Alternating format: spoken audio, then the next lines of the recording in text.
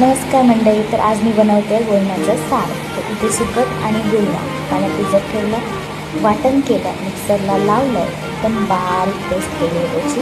त्यानंतर मी कांदा आणि कढीपत्त्याची फोडणी दिली आहे आणि जे वाटण केलं आहे ते मी आता त्यात मिश्रण एकत्र करणार आहे. मस्त ते ढवळणार आहे एकजीव करून.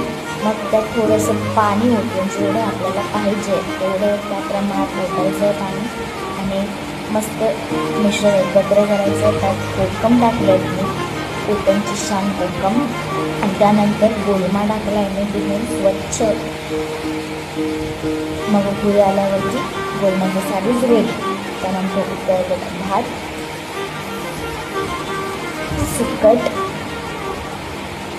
आणि अंड्याची आमलेट आणि स्टार गोलमाचं सार.